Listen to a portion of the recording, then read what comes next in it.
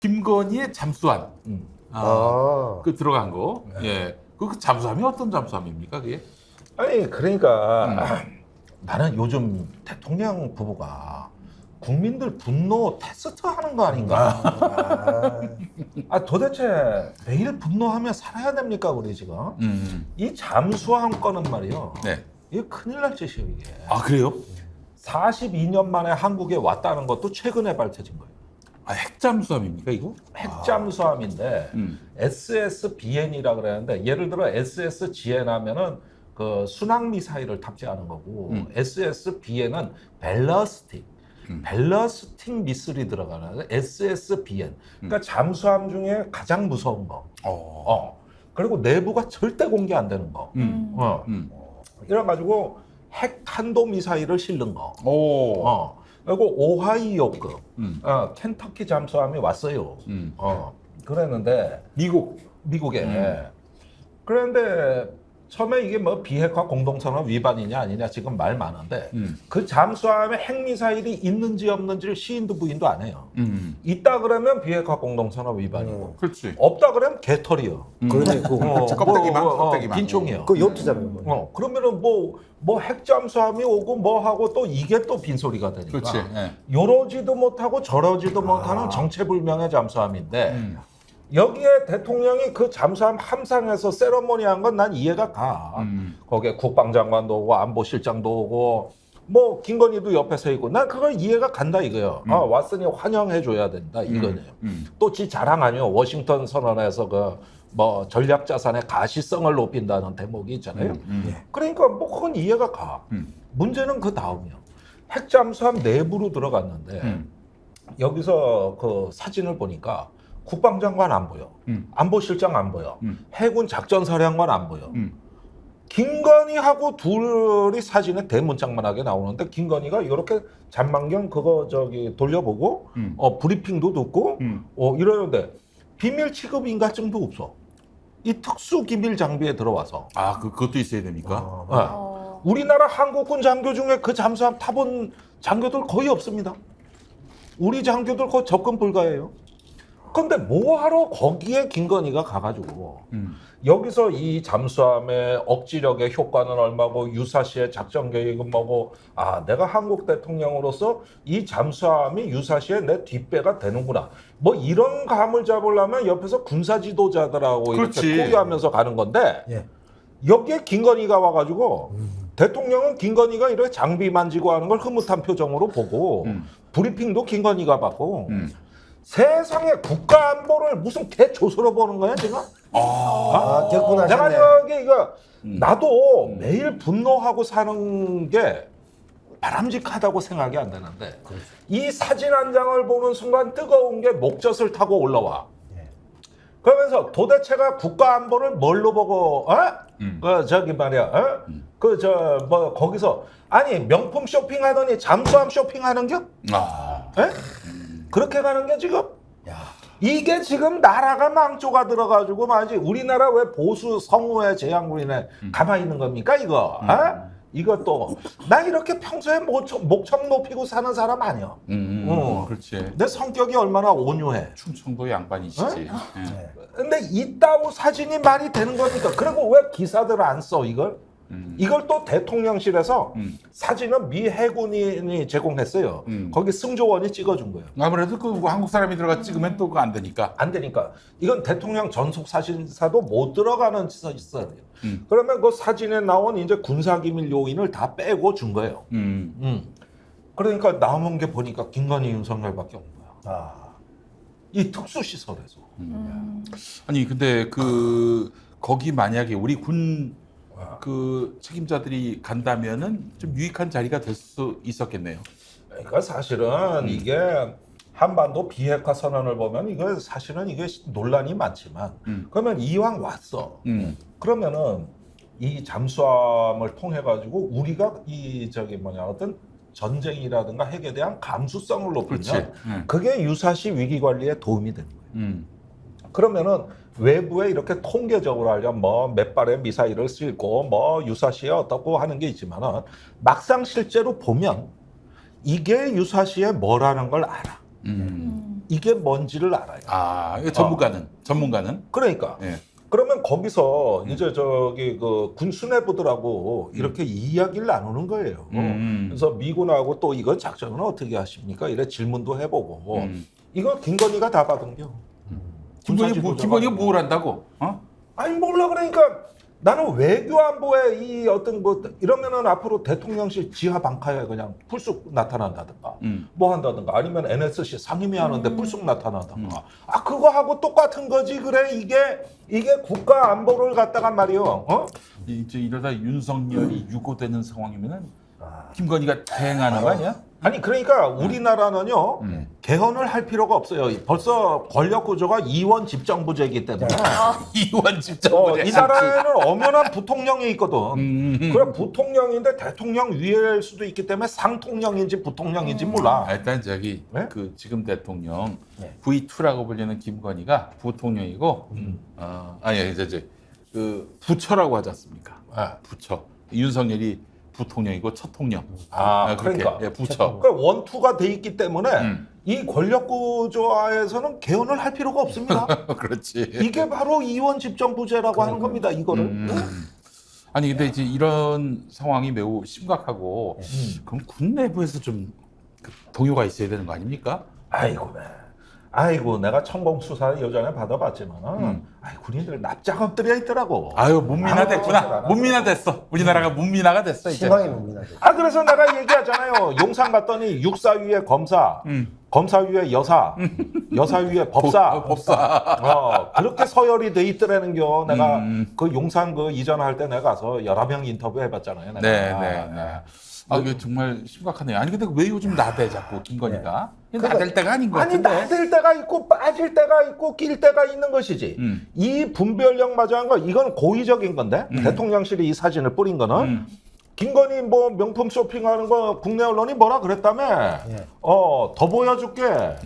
5기로 나가는 거예요. 그렇지. 5기로. 야 너희들 아직 내 권력자라는 걸 아직도 접수가 안 됐니? 그리고 뭐 이 시점이라면 네. 김건희는 거기가 있는 게 아니라 수재민 현장 가서 분여회를 만난다든가 그렇지. 자원봉사를 한다든가 지금 이래야 될 시점에 곱게 허연 옷 빼입고 그래 그 특수시설에 들어가가지고 그래 그리고 딱 잔망경 보는 거 보니까 특전사 그 여군 특수부대 요원의 그 컨셉이더라고 그래서 미쳤나 저거 내가 이게 실제로 도대체가 내가 이게 배우자 아닙니까 배우자.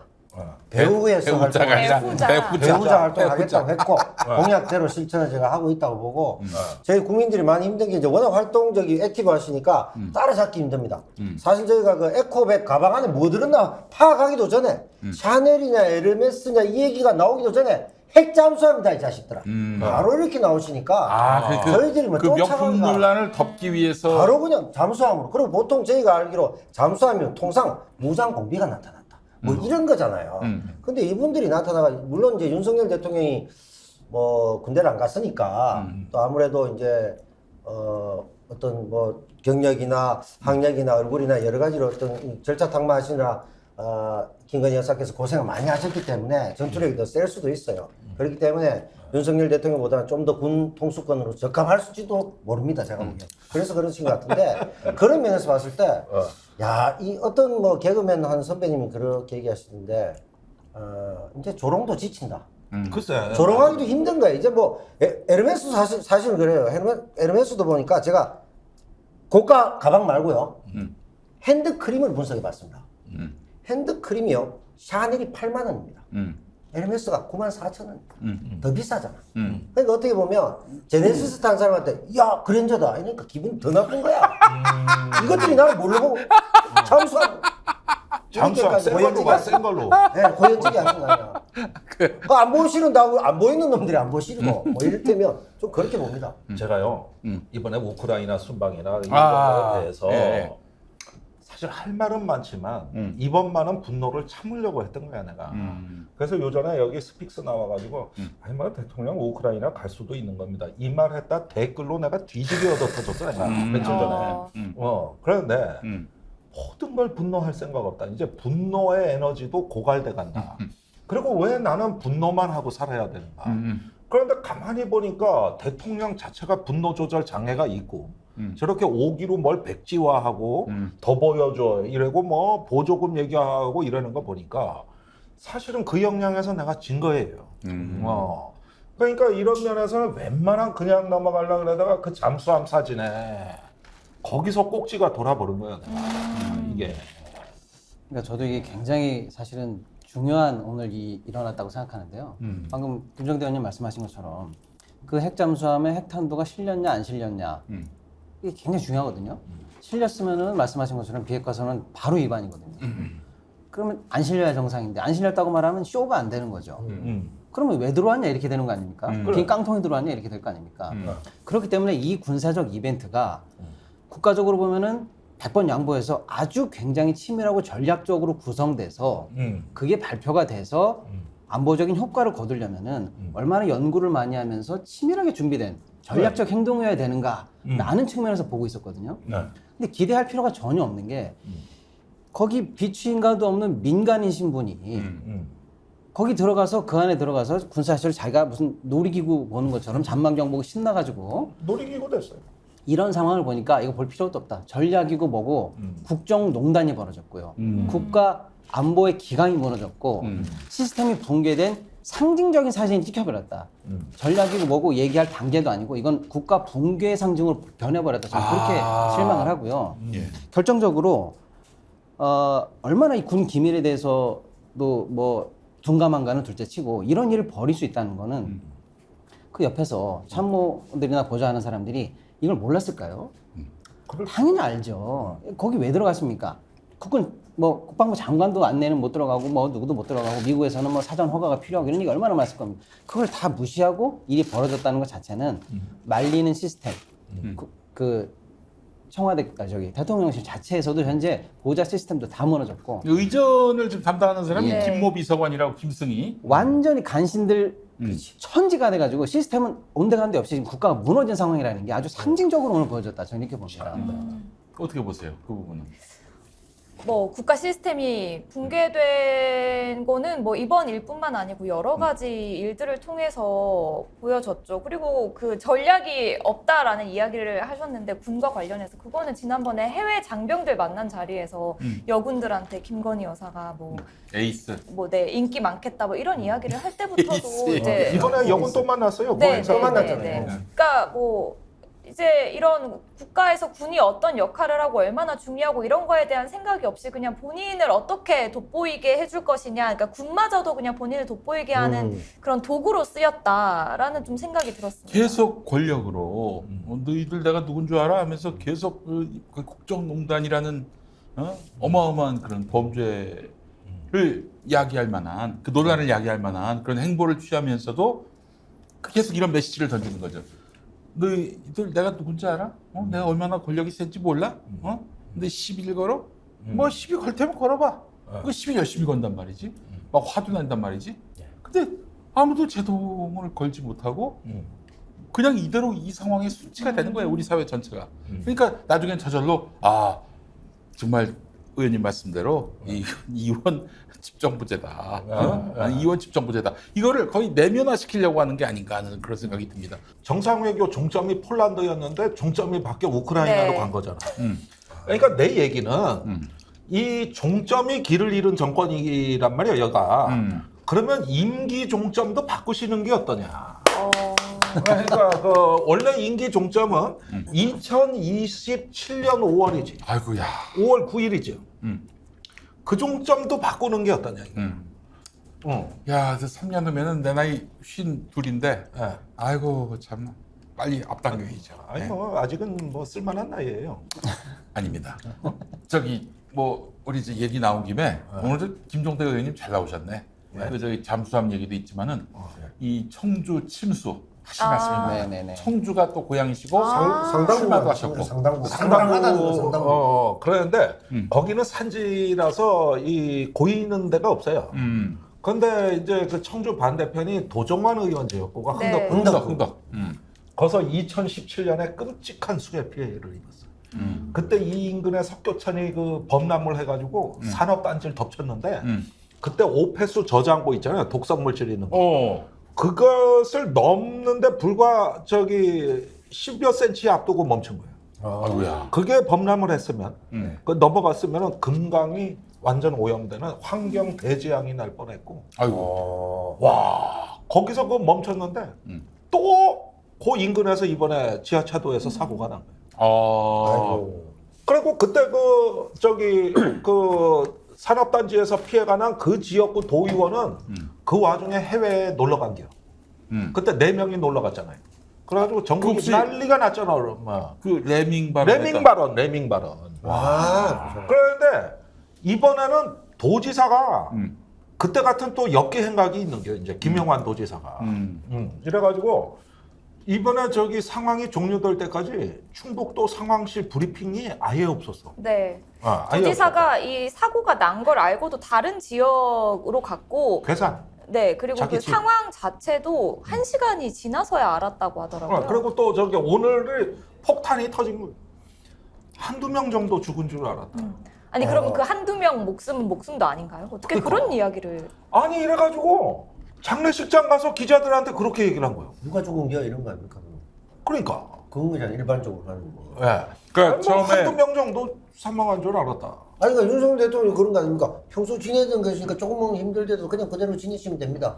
이거하고 같은 맥락 아닙니까? 이 그치. 공감 능력이 전혀 없는. 아무 생각도 없는 사람. 그래가지고 그동안 청주 흥덕구에 매년 호우 내지 폭우 피해가 있었어요. 매년 그랬어. 2020년, 2022년. 그랬으면은 이 정도면은 이제 거의 저기 이 재난의 달인이 될 법한 그 저지대가 많은 흥덕구에 그 사이에 도지사하고 시장이 국민의힘으로 바뀌었어 작년에. 그러고 나서 지금 와서 보니까 개판도 이런 개판이 없어. 그랬는데 지금 돌아가는 꼬라지가 어떻게 되냐면은 이제 소방관, 공무원, 경찰관들 개 잡듯 잡을 거야. 그렇죠, 그렇죠. 도지사, 시장은 그래야 더 지들이 빠져나가지. 대통령도 그렇게 했습니다. 근데 시장 도지사는 문제가 없었는데 이 일선에 일하는 공무원들이 그 게을러서 벌어지는 사태다. 그렇죠. 네. 지금까지 해법이 늘 그랬잖아. 수습하거나 장기적 대책이나 근본적인 얘기를 한 적은 한 번도 없고, 야, 누구야? 나와. 빨리 나와라. 지금 얘기할 때 나와. 몇 명 넣어야 돼. 몇 명 넣을까? 이러고 와꾸 짜고 넣고, 이것밖에 됐습니까? 계속 이런 식이었죠. 자, 전직 시의원을 지내신 우리 평론가님. 삼선 의원 출신. 네. 삼선. 어떻게 이번 사태를 보신? 저는 일단은 총평을 먼저 꼭 드리고 싶은데 네. 정말 힘들더라고요, 요새 뉴스 보는 게. 왜냐면 사실 공무원이 공복 아닙니까? 영어로 하면 퍼블릭 서번트, 한자로 하면 공복인데 좀 쉬운 말로 돌리면은 국민들의 복, 노비라는 뜻이에요. 우리가 주인이거든요. 자기들은 우리의 심부름꾼이고 우리의 비예요. 그런데 지금 대통령이 뭐라고 그랬습니까? 내가 간다고 뭐 달라져요? 그다음에 홍준표 시장은 골프 치는 게 뭐 규정이 위반됐어? 그다음에 도지사는 지금 사람이 인명사고가 났는데 자기 땅 있는 데로 갔어요. 괴산에. 계산. 괴산으로 가요. 자기 집이 있는 방향을 틀어서. 예.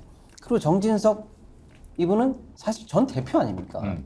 자기 당대표 현직 당대표 왔다고 지금 그 수해 현장에서 박수 한번 달라고 박수 박수를 한번 치고 주세요. 있어요. 박수 한번 주세요. 이 사람들이 지금 누가 주인인지를 전혀 모르고 있구나. 우리가 이 사람들한테는 주인이 아니었구나. 겁이 없어도 정말 이렇게 없을 수가 있구나. 정말 주권자로서 내가 주권자로서 대접을 이렇게 못 받고 있다는 생각이 너무 화가 나더라고요. 그리고 이제 많은 분들은 잘 모르실 수 있겠지만 실제로 뭐 청와대도 그렇고 각 지자체나 또 특히 도 이런 데는 재난 상황실 들어가 보면요. 모니터링만 똑바로 해도요. 이런 사고는 안 났을지도 모른다고 저는 정말 생각합니다. 예를 들어서 산사태 그러면 그 산사태가 날 수 있는 각도가 있거든요. 그 각도가 오버되는 경사지를 미리 체크한다든지.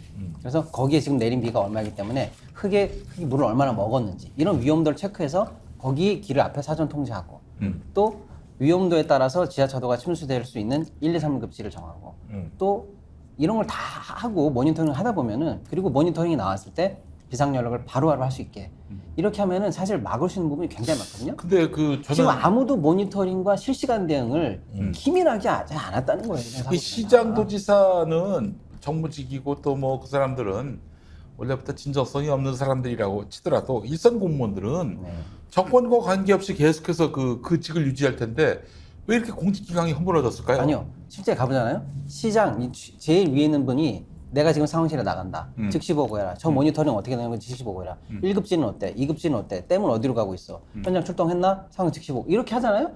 공무원 전체가 다 긴장합니다. 근데 막상 가보잖아요. 상황실이 텅 비어 있어요. 예를 들면 시장 어디가 있어? 골프 치러 갔대. 어느 공무원이 긴장을 합니까? 누구한테 보고를 해야 됩니까? 지금 내가 열심히 하고 있다는 걸 누가 보고를 받는데요. 그게 기강이라는 거 아닙니까? 그렇지. 그러니까 그런 분위기 잡으라고 선출직 공무원이 있는 거예요. 그렇다면은 윤석열이가 만약에 서울에 있고 또 한국에 와서 막 그렇게 지금 어떻게 된 거야? 어떻게 저 도지사 시장 저 어떻게 대비하고 있어? 이렇게 꼼꼼하게 챙겼으면은 그럼요. 아니 그게 자 이번에 폴란드로 가는 11시간 열차 안에서 있을 때 이 사건이 터진 거예요. 자 이걸 한번 잘 보자고 사실관계를 맞춰보면 작년 9월에 에릭 슈밋 구글 창업자가 우크라이나를 다녀와서 짧은 논문을 발표합니다. 기술은 전쟁을 어떻게 바꿨는가. 그 논문의 그 첫 대목에 머릿말에 쓰여 있는 내용이 이거예요. 너무 놀랬다. 기술이 완전히 바꿨다. 폴란드에서 열차를 탔는데 안내방송이 나오더라. 승객 1인당 몇 기가씩 데이터 서비스를 해드릴 테니까 이 디바이스, 전자기기를 마음껏 쓰시라. 이게 일론 머스크가 준 스타링크 위성으로 5G 광대역 데이터 통신이 열차 안에서 빵빵 터지더라. 그 열차가 그 터미널 수신기를 다 갖췄더라.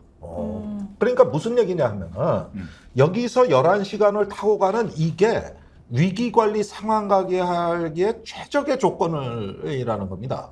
근데 조태영 안보실장이 언론에 나와서 얘기한 걸 보니까 사건이 터지고 약 4시간 정도는 인지를 못했다는 얘기거든요. 그러면은 자빠져 잤거나 술 처먹었거나 이게 아니라면 그 열차로 뭐 극도로 위험을 무릅쓰고 보안을 지켜가며 가니까 이게 여건이 안 좋았겠지 이런 착시 현상을 불러일으키는데 전혀 그게 사실이 아니다. 근데 이거를 강조하고 싶고 두 번째로 뭐 극도로 위험한 여행길 그랬는데 작년에 바이든이 갔어. 똑같이 열차 타고 그때 하루 전에 일정을 공개해 버렸잖아요. 러시아한테 통보해 버렸잖아요. 왜 그러냐면 그게 더 안전한 거예요. 저기 거기에는 우발적인 뭐 드론, 미사일 이런 게 어디에서 날라올지 모르고 국토 전체가 위험하기 때문에 차라리 바이든이 간다는 거를 알려놔야 러시아군이 실수를 안 한다고 본 거예요. 그래가지고 이게 안전대책인데 지가 뭐 극도의 기밀 보안 지켜가며 어쨌고 열차에 타서 물경 그 먼 11시간, 12시간을 타고 갔다고 이래 얘기를 하는데 다 개소리입니다. 이거 개소리예요 이게. 그래가지고 그런 걸 핑계로 대지 말라는 거예요. 그 안에서 진짜 11시간 동안 뭐 하고 있었어요? 이거 꺾었겠지 뭐 보나마나. 이거 꺾었겠지. 뭐 하고 있었냐고. 그리고 알고 있었죠. 그러니까 내가 지금 가도 상황을 바꿀 수 없다고 판단했다. 이런 이야기가 나오는 거잖아요. 그건 사후정당화. 그러니까 한 게 없으니까 이렇게 말을 만들어내는 거지 이게. 그러면 보세요. 작년에 수해 사태, 카카오 먹통 사태, 이태원 참사 사태 유난히 작년에 사건 사고가 많았는데 내가 딱 일관되게 보는 문제의식이 하나 있어요. 내가 이거 용산으로 집무실 이전 때 경고했던 거예요. 분명히 위기관리센터가 가서 제 기능 발휘 못한다. 그러면 수해가 났어. 재난안전망이 가동이 돼야 돼. 그러면 실시간 보고로 그 기차 안에 있는 대통령하고 연결이 다 돼. 그런데 작년이나 올해나 어떤 언론 보도에도 위기관리센터가 뭐 했다는 보도를 내가 단 한 번도 본 적이 없고 심지어 이태원 참사 때는 국정상황실장이 우연히 알고 보고했다는 거 아니에요. 저 용산 집무실 이전 이후에 이게 벌어진 일입니다. 그 지하 빵카에서. 웃기는 얘기 아니에요 이게. 한 번도 컨트롤 타워 역할 한 적 없어. 한 번도. 이 말을 작년에는 그래도 컨트롤 타워가 있었습니다. 아크로비스타, 폰트롤 타워가 있었잖아요. 컨트롤 타워 전화로. 네. 그거를 비서실장하고 국무총리가 거짓말을 하더라고. 그 아파트에 상황실 다 갖춰져 있대. 도대체가 내가 이거 귀싸대기를 한 대 때릴 수도 없고 저 총리님이 또 연로하셔서 내가 또 그분 저기 아호를 정해드렸어요. 아니 그래서 올해 공무원 하신다고 그래서 네. 그 소나무가 오래 가잖아. 소나무 송자에 길장자. 그래서 송장 한덕수 선생. 굉장히 좋네요. 예. 아니 근데 아까 그거는 자기 객관화가 좀 되고 유일하게 진솔한 얘기가 하나 있긴 하네요. 내가 가서 뭐가 달라지겠어? 자기 어떤 객관화가 유일하게 됐던 유일한 진솔한 발언이라는 생각이 드는데 그건 맞는 얘기야 사실은. 맞잖아. 뭐 가도 뭐 할 수 있는 게 아니 없으면 근데 지금 민주당에서 해야 될 건 뭐냐면은 작년에 이태원 참사 이후에 대통령이 했던 워딩을 다 뽑아야 돼요. 지금 대통령하고 다른 얘기가 많아요. 중대본 회의 그때 저기 열면서 대통령이 뭐라 그랬습니까? 하도 컨트롤 타워는 대통령실이 아니라 행정안전부라 그러니까 여론이 확 나빠졌거든. 그때 분위기가 심각했다고. 그러니까 직접 회의를 열어서 재난안전의 컨트롤 타워는 대통령실이 맞다. 윤석열 대통령 본인이 한 거 20분짜리 영상 지금도 떠 있습니다. 그렇죠. 그 풀텍스트 그때 왜 저기 뭐냐 저기 경찰이 나가 있었잖아. 왜 한연설. 거기에서 그렇게 얘기하고 오늘부로 지금부터는 재난안전은 내가 컨트롤 타워라고 본인이 얘기를 했어요. 그런데 지금은 남의 일 얘기하듯 한단 말이에요. 또 이 거짓말이 또 반복된다는 거예요. 그러니까 이런 부분에서 이 어떤 안전의 거버넌스에 있어가지고 대통령이 자기가 한 말을 기억 못하는 것들 있잖아요. 이런 거 지금 정치권에서는 정책으로 조져야 되는 거야 이거를. 근데 우리 국민들이 느끼는 위기감은 더 큰 게 대통령의 일거수일투족 자체가 국가적 재난과 위기 아닙니까? 바로 이어지지 않습니까? 네. 그게 더 큰 위기로 와닿기 때문에 그러니까 나는 지금 컨트롤 타워가 아니라 컨트롤을 메이킹하는 데죠. 오히려. 작년에- 컨트롤이 아니라 재난을 메이킹하는. 작년에 그 저기 메시지하고 올해 메시지가 퀄리티가 확 차이가 나요. 작년은 그나마 좀 나았어. 뭐 정치는 엉망진창이었지만은 그래도 메시지는 좋았어. 올해부터는 완전히 이게 개뻘 소리들이 그냥 연발하고 있는데 그 나는 그 이재명 이재명이 부대변인, 있죠. 부대변인. 아웃됐어. 그 저기 아. 그 대통령이 저 나경원에 대해서 뭐 애정하는 바가 있다 뭐 이런 말 했잖아요. 네네. 당 대표. 그리고 잘렸어. 아.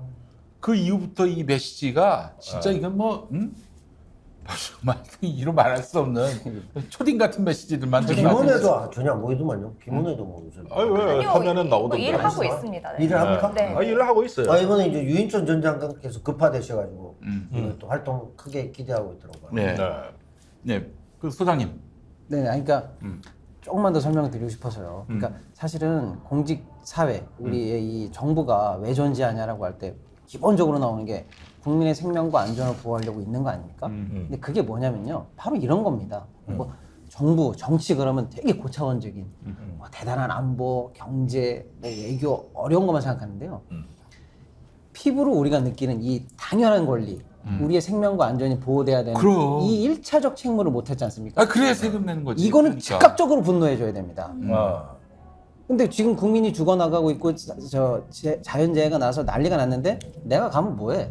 이 소리가 얼마나 위험한 소리고 1차적 의무를 해태한 소리라는 거를 알고 바로 분노해야 되는 거고요. 저는 이번에 전국 지자체 장, 특히 여당이 장인데 있지 않습니까? 광역이고 기초고 할 거 없이 그날 어디서 뭐였니 싹 조사했으면 좋겠어요. 만찬한 사람, 골프 친 사람, 현장에 없었던 사람, 늦게 출근한 사람, 상황실 한 번도 안 가본 사람, 전화 지시하고 집에 있었던 사람 그렇지. 싹 찾았으면 좋겠어요. 1차적 임무를 해태한 사람에게 1차적으로 즉각적으로 좀 주권자들이 보복을 했으면 좋겠습니다. 더 거슬러 올라와야 돼. 그 부분에서 보면 대통령이 해야 될 임무나 기본적인 소임에 대한 이해도도 대단히 낮다. 왜냐하면 내가 가서 뭘 해 이런 게 가서 그러면 거기 치우고 삽질하고 뭐 물 청소하는 게 대통령 하는 일이 아니잖아요. 아, 당연하죠. 그 일로 생각해서 나는 하니 내가 가서 뭐해 이렇게 생각하는 거야. 그게 아니라 지금 뭐 소장님 말씀처럼 와서 그냥 왔다 갔다 해도 돼. 왔다 갔다 하면서 야 어떻게 돼서 물은 지금 수량은 어떻고 풍속은 어떻고 뭐 야 제 방은 어때? 몇 마디만 왔다 갔다 하면 밑에서 더 심하게 움직이면서 시스템이 가동되는 그거 하라고 있는 거 자리잖아요. 근데 가서 자기가 직접 삽질해야 되는 줄 알고 어차피 내가 가도 할 게 없는데 이따위 말을 하는 거는 이미 자신의 임무에 대한 인지 자체가 없다는 거죠. 아니, 실제로요. 그 의사결정권자가 제자리에 있느냐, 그리고 얼마나 영리하고 그렇죠. 매뉴얼대로 했느냐는 아주 작은 차이지만 그게 엄청난 결과를 낸 게 이번에도 그 오송 지하차도도 관할이 걔만 광역이라는 거 아닙니까? 그렇지. 지하차도가 예. 광역단체에 거기만 충북이라는 거잖아요. 그렇기 때문에 광역이 제자리를 지키고 있고 광역을 통제할 수 있는 청와대가 대통령실이 제자리에 있어야 되는 겁니다. 지자체에서 예를 들면 지자체 단위도 똑같아요. 나는 하천 담당인데 저긴 도로 담당이고 하천이 넘을 것 같아. 그럼 자기가 이쪽으로 연락하는 게 아니지 않습니까? 상황실로 연락하면 의사를 모아가지고 야 지금 도로하고 협력해서 거기 통제 이런 유기적인 의사결정이 나야 되는 거고 그렇지. 지자체를 넘나드는 관할권이 있으니까 광역상황실에서 그거를 그렇지. 순식간에 통제해주고 그거는 충북도에서 바로 뭐 해 이렇게 나와야 되는 거고요.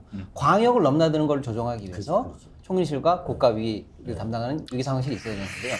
여기가 정위치에 돼 있지 않고 의사결정을 안 해주니 그 미세한 차이 5분 10분 상관에 결국 큰 참사가 나는 거거든요. 그러니까 영화나 뭐 드라마 찍을 때도 마찬가지 아닙니까? 감독이 직접 찍지 않습니다. 촬영 감독이 직접. 감독 연기 안 합니다. 감독이 시나리오 안 씁니다. 근데 감독이 없고 연기 잘 부탁한다 대본대로 해주세요 하고 잘 술 마시러 가. 영화가 잘 되겠어요? 그렇죠. 되겠어요? 그러니까 물어보는데 감독이 할 일은 없지. 감독은 모니터하고 가만히 있지. 지가 액션 하나 톰 크루즈가 하지. 근데 톰 크루즈가 감독이 안 보는데 열심히 뛰겠어요? 갑자기 그런 거예요. 이 말씀하니까 생각이 이런 나는데 역할을 해야 돼. 이러한데 70년대의 어느 크리스마스 때 그때 KBS가 그 저기 명동 성당 미사를 생중계했어요. 근데 이제 또 명동이고 또 크리스마스 이브에서 그 저 PD가 커팅하는 PD가 에이 뭐 성당에서 뭐 이상한 일이 벌어지겠어 하고 그냥 내려와서 그냥 술 마시고 내려간 거야. 그 뭐야 편집 감독만 편집 감독이 아니죠 기술 감독만 이렇게 컷 해가지고 이제 방송을 내보내고 있어. 김수환 추기경께서 마이크 잡고 박정희 독재자 그게 나가버린 거야. 나가버린 거야 이게. 그거는 구국운동이네. 구국운동 하신 그렇지. 그 구국의 그 음주를 하신 거지 그냥 맞지. 미필적 고의에 의한 또 선행을 하신. 그다음에 더 이제 아무튼 지금 아직도 이제 생명을 잃으신 분도 계시고 재산을 잃고 정말 주저앉아 계신 분들 많은데 그렇지. 사후 수습이라도 잘해야 될 거 아니에요? 네. 전 여기서 더 절망을 하는 게 추경을 한 해 만에 이런 얘기도 더 해야 되겠지만 대통령의 일성이 뭡니까? 난데없는 이권 카르텔의 보조금을 없애가지고 수혜국 저 제정신인가 제가 지금 판타지를 보고 있나 싶은 생각이 컬트 영화예요. 개또라이야 개또라. 아니 그런데 자 이걸 보세요. 내가 걱정하는 거는 지금 국민들이 체념을 했지 분노를 안 하시는 거예요. 그러니까 무슨 얘기냐면은 저 원래 그런 놈인 거 몰라? 그게 피곤해. 큰일 났네, 끝났어. 짜증나. 이게 이 냉소적 그 반정치주의가 우리 사회에 지금 굉장히 뿌리를 내리고 있어요. 체념. 여기서 이제 앞으로 폭발적인 정치 운동이 일어나는 건 뭐냐면 포퓰리즘 내지는 반정치 운동이거든요.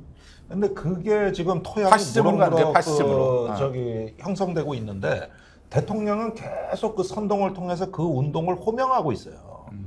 그러니까 우리가 전체주의라 그럴 때는 독재와 다른 게 뭐냐면 전체주의는 대중운동입니다. 소수의 돌격대가 맨 앞에서는 탄탄한 전위대가 있는 거.